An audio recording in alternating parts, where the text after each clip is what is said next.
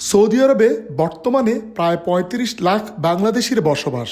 আগামী জাতীয় নির্বাচনে ভোটাধিকার প্রয়োগ ও প্রবাসীদের সচেতন করতে রোববার জেদ্দা বাংলাদেশ কনস্যুলেট জেনারেলের অডিটোরিয়ামে বিশিষ্টজনদের নিয়ে আলোচনা সভা অনুষ্ঠিত হয়। সভাপতিত্ব করেন consul general Mohammad Sakhawat Hossain.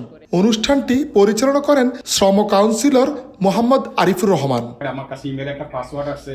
Postal ballot app এর মাধ্যমে নিবন্ধন, ডাকযোগে ব্যালট গ্রহণ, ভোট প্রদান এবং পুনরায় ব্যালট পাঠানো, এই 5 ধাপেই সম্পন্ন হবে ভোটের প্রক্রিয়া।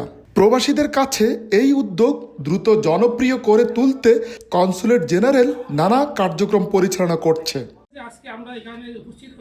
সভায় উপস্থিত ছিলেন কাউন্সিলর ASM সাইম সহ কনস্যুলেটের কর্মকর্তা কর্মচারী, জেদ্দার সামাজিক রাজনৈতিক নেতৃবৃন্দ, ব্যবসায়ী, পেশাজীবী, স্কুল কমিটির প্রতিনিধিরাও। তবে আরও আগে থেকে কার্যক্রম শুরু না করায় দূতাবাসের সমালোচনা করেন অনেকে। শুধুমাত্র সিটি ব্যাংকে অ্যাকাউন্ট থাকলেই করতে পারবেন গুগল পে, তাই অ্যাকাউন্ট খুলুন আজই। বাংলাদেশের নির্বাচন কমিশন এবং আমার এখানে অ্যাম্বাসেডার কোনো আনাগোনা দেখতেছে না, বা এরা কোনো পদক্ষেপ এখনো নেয় নাই।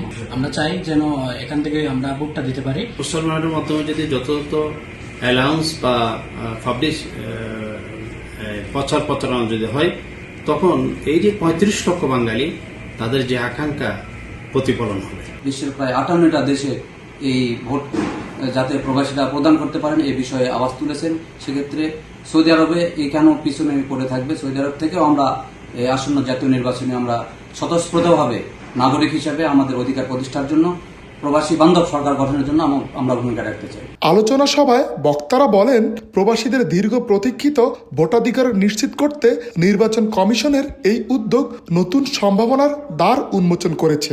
আগামী 4 থেকে 8 ডিসেম্বর পর্যন্ত চলবে নিবন্ধন কার্যক্রম। কনস্যুলেট কর্তৃপক্ষ সবাইকে এই সময়ের মধ্যে নিবন্ধন শেষ করার আহ্বান জানায়। আরিফুর রহমান, সময় সংবাদ, সৌদি আরব।